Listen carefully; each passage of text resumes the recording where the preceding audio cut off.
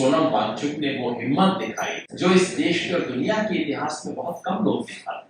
उस व्यक्ति को और उस आंदोलन को इस तरह से दाग लगाने की कोशिश करना जो चल रहा है, एक भी वीडियो नहीं है। बार बार आपको बताया जाता है हिंसा भड़काने की कोशिश। अरे भाई, हिंसा भड़काने की कोशिश एक आदमी कर रहा था, चारों तरफ कैमरे थे, आपकी पुलिस थी। एक वीडियो तो होगा ना जहां वो हिंसा भड़का रहा हो, एक वीडियो तो होगा जहां कह रहा हो, कोई एविडेंस नहीं।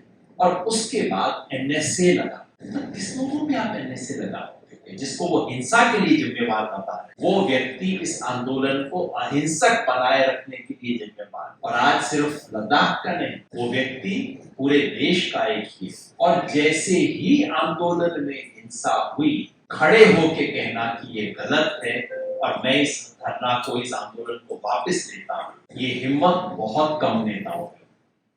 चिंता राष्ट्र की नहीं है, चिंता केवल अपनी पर्सनल पब्लिसिटी और अपने अहम की। और अपने अहम के लिए अगर राष्ट्रीय सुरक्षा को नुकसान भी होता है तो इन्हें कोई फर्क नहीं।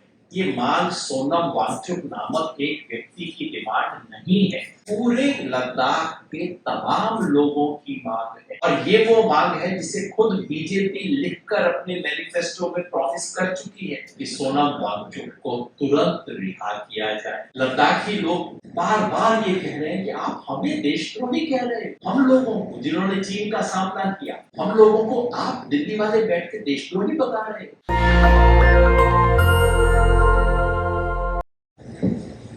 जैसा मैंने पहले कहा कि हम उम्मीद कर रहे हैं कि एक और मेहमान हमारे साथ जुड़ेंगे।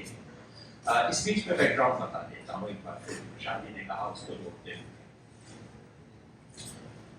इस देश की ट्रेजेडी ये है कि देश के कोने पे, खासतौर पे सीमावर्ती इलाकों में जो कुछ होता है उसके बारे में यहाँ दिल्ली में बैठे हुए लोग, खासतौर पे दिल्ली में बड़ी कुर्सियों पर बैठे हुए लोग, ना तो कुछ जानते हैं ना परवाह करते हैं। और खास तौर पे ये सरकार जो अपने आप को राष्ट्रवादी घोषित करती है, राष्ट्रवादी सरकार की पहली जिम्मेवारी होनी चाहिए कि देश के बॉर्डर्स को सिक्योर करें। और दुर्भाग्य से पिछले कुछ सालों में एक एक करके देश के बॉर्डर्स पे जितने इलाके वो पहले से ज्यादा इनसिक्योर होते जा रहे हैं। कश्मीर का सवाल था, उस पे लोगों ने कहा है तो पुराना मामला है, ठीक है। मणिपुर तो पुराना मामला नहीं, मणिपुर तो सारा आपका बनाया हुआ मामला है। लद्दाख, जिस इलाके में भारत की सेना वहां के स्थानीय लोगों के सहयोग पर निर्भर है। और ये मैं नहीं कहता, आर्मी के जनरल्स कह रहे हैं कि हम कारगिल की लड़ाई लड़ सके वो इसलिए क्योंकि स्थानीय लोग गए। मुझे सोनम वांगचुक बता रहे थे कि लोग अपने खर्चे पे बसेस कर करके कारगिल के युद्ध के अंदर गए, सेना की मदद करने के लिए, उनका सामान उठाने के लिए, उनको जितनी लोकल असिस्टेंस चाहिए वो देने के लिए। जिस इलाके में भारत का मुकाबला चीन से है और भारत की सेना स्थानीय लोगों की मदद पर निर्भर है और स्थानीय लोग आउट ऑफ द वे जाके हर तरह से मदद करते रहे हैं, रिकॉर्ड है। आर्मी में भर्ती होके जवान के तौर पे लड़के भी पीछे लड़ते हुए उस इलाके में बैठे बैठा है इतना बड़ा संकट क्रिएट कर देना, ये इस सरकार के राष्ट्रवाद के ऊपर सवालिया निशान उतारता है। चिंता राष्ट्र की नहीं है, चिंता केवल अपनी पर्सनल पब्लिसिटी और अपने अहम की। और अपने अहम के लिए अगर राष्ट्रीय सुरक्षा को नुकसान भी होता है तो इन्हें कोई फर्क नहीं पड़ता। अब हम मुद्दा देखते हैं, ये मांग किसकी है? ये मांग सोनम वांगचुक नामक एक व्यक्ति की डिमांड नहीं है। ये डिमांड लद्दाख के दो हिस्से हैं, एक जो बुद्धिस्ट हिस्सा है लेह वाला, दूसरा जो लार्जली मुस्लिम पॉपुलेशन का हिस्सा है कारगिल वाला। दोनों के अलग अलग संगठन हैं, कभी कभी दोनों संगठनों में विरोध भी होता है, पैरेलल काम भी करते हैं, विरोध भी होता है, लेकिन ये डिमांड सबकी है, सिर्फ सोनम वांगचुक की नहीं है, सिर्फ लेह की नहीं है, ये पूरे लद्दाख के तमाम लोगों की मांग है। और ये वो मांग है जिसे खुद बीजेपी लिखकर अपने मैनिफेस्टो में प्रॉमिस कर चुकी है। और मांग क्या है? मांग है कि हमें, जैसे इस देश का बाकी सब हिस्से में लोग अपने आप पे राज करते हैं, अपनी सरकार चुनते हैं, अपने तरीके से राज करते हैं, वो अधिकार हमें दिया जाए। लद्दाख के लोग ऐसा कुछ नहीं मांग रहे जो कि हरियाणा में ना मिला, कोई विशेष चीज नहीं मांग रहे। डेमोक्रेसी 370 जब हटा, हम तमाम लोगों ने उसका विरोध किया था, लेकिन सोनम वांगचुक ने समर्थन किया। हमारे कई लोग उसके बारे में भी उंगली उठाते हैं, मैं उसमें मेरी समझ सिर्फ ये है, जैसे बाबा साहेब अम्बेडकर ने फ्रीडम स्ट्रगल के समय सिर्फ और सिर्फ कहा कि मैं ऑप्रेस्ड कम्युनिटीज के इंटरेस्ट को सबसे आगे रखूंगा, उसकी दृष्टि से मैं सारी चीज को देखूंगा, उसी तरह से सोनम वांगचुक कहते हैं मैं लद्दाख की दृष्टि से पूरी चीज को देखूंगा। और लद्दाख की दृष्टि से देखा, उन्होंने कहा कि 370 वापस होने से अगर हमें यूटी का दर्जा मिलता है, ये हमारी पुरानी मांग रही है, उन्होंने बाकायदा स्वागत किया। तो कोई ऑपोजिशन के एजेंट हो, हर हालत में बीजेपी का विरोध करना हो, ऐसा कोई मामला नहीं है सोनम वांगचुक का, समर्थन किया उन्होंने। क्या क्या वायदे थे?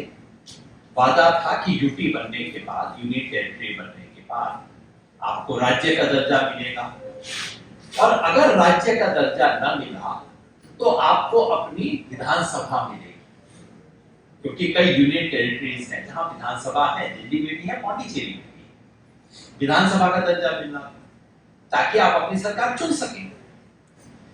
यूनियन टेरिटरी तो मिली, यहां से लेफ्टिनेंट गवर्नर उठा के बैठा दिया गया, कोई विधानसभा की चर्चा नहीं, कोई वहां पे डेमोक्रेटिक राइट्स नहीं, कोई असेंबली देने की बात नहीं। दूसरी मांग थी तो या तो राज्य का दर्जा मिले या आपको यूटी के अंदर ही लेजिस्लेचर मिले, बिल्कुल भारत के संविधान के अंदर आने वाली चीज है, कोई नई चीज नहीं है। तीसरी मांग 6th शेड्यूल। 6th शेड्यूल देश के उन इलाकों में होता है जहां आदिवासी पॉपुलेशन हो और उनको अपनी ऑटोनोमस काउंसिल बनाने का अधिकार होता है, ताकि काफी सारे स्थानीय फैसले, प्रॉपर्टी से रिलेटेड, लोकल कस्टम से रिलेटेड, वो तमाम फैसले वो खुद ले सकते हैं। 6th शेड्यूल देश के अनेक इलाकों में लागू, कोई लद्दाख पहला इलाका नहीं है जो इसकी मांग कर रहा है, आसाम में है, आसाम में एक से ज्यादा 6th शेड्यूल के एरियाज हैं, देश के तमाम राज्यों के अंदर है आदिवासी इलाकों में। वो इसकी मांग क्यों कर रहे थे? क्योंकि 6th शेड्यूल होने से लद्दाख में सिर्फ एक नहीं, 6 या 8 अलग अलग आदिवासी इलाके हैं। हर आदिवासी समुदाय को अपने यहाँ पे अपने लोकल कस्टम्स, अपने लोकल प्रॉपर्टी, अपने फॉरेस्ट, उस सबको गवर्न करने का अधिकार मिलता है, इसलिए इसकी मांग कर रहे हैं। इस पे भी कोई विचार नहीं, और मांग आज शुरू नहीं हुई है। ये मांग जो है ये काफी समय से चलती आ रही है। खतरा क्या था? 6th शेड्यूल की मांग क्यों उठा रहे?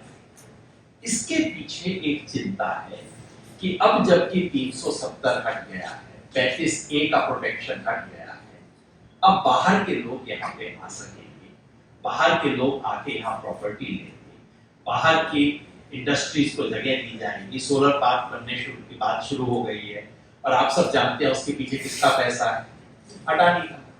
ये सब मामले शुरू हो गए, तो वहां के लोगों को चिंता ये है कि एक बार वो 370 की छतरी हटने के बाद, और अगर 370 हट गया, गवर्नेंस मिली नहीं, तो इसका अर्थ आपको 6th शेड्यूल का प्रोटेक्शन मिला नहीं, then you are completely exposed. तो उसके बाद तो कोई भी आएगा, वहां पे जमीन खरीदेगा, इंडस्ट्री लगाएगा, जो करना करेगा, local customs, local resources, local property सब कुछ खत्म होगी। उसको बचाने का संघर्ष जो देश के तमाम इलाकों में हुआ, वो करने की बजाय, और जैसे मैंने कहा ये बात आज होनी शुरू नहीं हुई है। 5 साल तक तो 6 साल से लगातार ये मांग उठ रही है। पिछले साल 1000 किलोमीटर की पैदल यात्रा करके वो लोग दिल्ली आए। छोटी बात नहीं है, 1000 किलोमीटर लेह से चलते हुए यहाँ दिल्ली तक आए और सरकार ने उनका स्वागत क्या किया, 144 लगा दिया, कुछ लोगों को उठा के अंदर कर दिया, उनको एक तरह से वो जो यहाँ का लोकल लद्दाख हाउस है उसमें एक तरह से उनको कैद करके रख दिया। ये उनका स्वागत हुआ। सवाल तो ये होना चाहिए कि 6 साल तक ये आंदोलन इतने अहिंसक तरीके से कैसे चला। सवाल ये होना चाहिए कि 6 साल तक जिन लोगों के साथ लगातार धोखा किया गया, उन लोगों ने फिर भी इतना धीरज बना के कैसे रखा। और मैं समझता हूं उसके लिए अगर कोई एक व्यक्ति जिम्मेवार है तो सोनम वांगचुक है, जिसको वो हिंसा के लिए जिम्मेवार बता रहे हैं। वो व्यक्ति इस आंदोलन को अहिंसक बनाए रखने के लिए जिम्मेवार है। और आज सिर्फ लद्दाख का नहीं, वो व्यक्ति पूरे देश का एक ही है। जो पुराने उनके काम हैं शिक्षा के क्षेत्र में, टेक्नोलॉजी के क्षेत्र में, वो सब लोग जानते हैं। लेकिन आज जिस धीरज से परिचय दिया उन्होंने, और जैसे ही आंदोलन में हिंसा हुई, खड़े होके कहना कि ये गलत है और मैं इस धरना को, इस आंदोलन को वापस लेता हूं, ये हिम्मत बहुत कम नेताओं में। तमाम नेता उसके ऊपर पर्दा डालने की कोशिश करते हैं, उसका समर्थन करते हैं। सोनम वांगचुक ने वो हिम्मत दिखाई जो इस देश के और दुनिया के इतिहास में बहुत कम लोग दिखाते हैं। उस व्यक्ति को और उस आंदोलन को इस तरह से दाग लगाने की कोशिश करना जो कि चल रहा है, एक भी वीडियो नहीं है। बार बार आपको बताया जाता है, रोज सुबह अखबार में छाप दिया जाता है, हिंसा को भड़काया। आज भी सुबह अगर आप देखें, सरकार के 2-3 अखबारों ने बड़े अच्छे से सरकार के बयान को सोर्सेस कह के छापा है। हिंसा भड़काने की कोशिश। अरे भाई, हिंसा भड़काने की कोशिश एक आदमी कर रहा था, चारों तरफ कैमरे थे, आपकी पुलिस थी। एक वीडियो तो होगा ना जहां वो हिंसा भड़का रहा होगा, एक वीडियो तो होगा जहां कह रहा हो। कुछ कोई एविडेंस नहीं। फिर वही खेल खेला जा रहा है। आपको बताया जाएगा intellectual architect of the conspiracy, ये सब चीजें आपको बताई जाएगी, क्योंकि एविडेंस कुछ है नहीं। और उसके बाद एनएसए लगाना, तो किस मुद्दों पे आप एनएसए लगा रहे हो? मोटी बात यह है कि क्योंकि सामान्य कानून में हमारे खिलाफ आपके बारे में कोई एविडेंस नहीं, तो ऐसा कोई कानून ढूंढो जहां एविडेंस देने की तुरंत जरूरत नहीं पड़ेगी। ऐसे एविडेंस के अंदर लगा के और बंद कर दिया जाए। तो देश के तमाम जन संगठनों की तरफ से, देश के तमाम ऐसे नागरिकों की तरफ से जो कि इस देश में बेहतरी चाहते हैं, जो इस देश के लिए बेहतर सुरक्षा चाहते हैं, जो चाहते हैं कि इस देश का हर इलाका, हर नागरिक सुरक्षित रहे, उन सब की तरफ से हम भारत सरकार से अपील करते हैं कि अगर हम चाहते हैं कि लद्दाख मणिपुर वाले रास्ते पर ना जाए, जो कुछ वहां हो चुका है उसकी पुनरावृत्ति हम यहाँ नहीं चाहते। सौभाग्य यहाँ ये है कि यहाँ के लोगों में आपस में कोई एक दूसरे से झगड़ा नहीं। कारगिल के लोग भी और लेह के लोग भी एक साथ मिलके बैठे हुए, ये हमारा सौभाग्य है। अगर हम चाहते हैं कि लद्दाख उसी तरह से उतने ही सौहार्द से, उतने ही ताकत से इस देश के साथ लगाव महसूस करें जितना लगाव लद्दाख ने दिखाया है, जिस तरह की देशभक्ति उन्होंने दिखाई है, तो हम सब की ये मांग रहेगी कि सोनम वांगचुक को तुरंत रिहा किया जाए। नंबर 2, जो झूठे आरोप सिर्फ वांगचुक पे नहीं, पूरे लद्दाख पे लग रहे हैं। लद्दाखी बहुत आहत है इस बात से, उनकी संख्या कम है लेकिन उनका दर्द कम नहीं है। लद्दाखी लोग बार बार ये कह रहे हैं कि आप हमें देशद्रोही कह रहे हो। हम लोगों को, जिन्होंने चीन का सामना किया, हम लोगों को आप दिल्ली वाले बैठ के देशद्रोही बता रहे हो। इस किस्म के लांछन लगने बंद हो और उनकी जो वाजिब मांग है, ये कहना कि हम चर्चा करेंगे, हम बात करेंगे, अरे हम तो आपसे वो मांगने आ रहे हैं जो आपने हमें वायदा किया था, चर्चा क्या करनी है इसमें? आपने खुद कहा था जो देंगे, हम तो वो कह रहे हैं कि आपको दे दो। तो उनकी जो मांग है कि इलेक्टेड गवर्नमेंट को यूपी में, चाहे आप उसे स्टेट का दर्जा दें चाहे यूटी का दर्जा दें, ये कोई जिद नहीं है इनकी तरफ से। आप स्टेट का दर्जा दें या बिना स्टेट का दर्जा दिए भी आप इलेक्टेड लेजिस्लेचर बनाओ, चुनी हुई विधानसभा, चुनी हुई सरकार हो, और 6 शेड्यूल का दर्जा, ताकि वहां के अलग अलग इलाकों में स्वायत्तता हो सके। ये भी हम याद रखें कि जब जब लद्दाख की तरफ से बात आती है, आज सुबह अखबारों में लद्दाख के लेफ्टिनेंट गवर्नर का इंटरव्यू छपा है, उनसे कोई भी सवाल पूछा गया, उनसे कहा गया हिंसा क्यों हुई, उनसे कहा गया गोली क्यों चली, उनसे कहा गया लोग परेशान क्यों हैं, उनका एक ही जवाब होता है, हमने इतने करोड़ रुपए दिए हैं, हमने इतने करोड़ की योजना शुरू की है, पहले इतने करोड़ आते थे, अब इतने करोड़ दिए हैं। लद्दाख के लोग इज्जत मांग रहे हैं और सरकार उन्हें पैसे गिरवा रही है। दुर्भाग्य से ये बिल्कुल कॉलोनियल मेंटेलिटी है। तुम मुझसे क्या मांग रहे हो? मैंने पैसा फेंक दिया ना तुम्हारी तरफ, पहुंचा या नहीं पहुंचा तो अलग बात है, मैंने पैसा फेंक दिया, अब बस तुम बात करना बंद करो। ये जो कॉलोनियल रुख है, ये जो बिल्कुल औपनिवेशिक मानसिकता है अपने ही देश के नागरिकों के प्रति, उसको छोड़ा जाए, ऐसी हमारी अपील होगी, ऐसी हमारी आशा होगी। नेशनल दस्तक की आपसे गुजारिश है कि अगर इसको बचाना चाहते हैं तो नेशनल दस्तक को सब्सक्राइब करने के लिए रेड कलर के सब्सक्राइब बटन को दबाएं, फिर बेल आइकन की घंटी दबाएं। नेशनल दस्तक को बचाने के लिए बहुत जरूरी है कि हर खबर को शेयर करें, लाइक करें, कमेंट जरूर करें।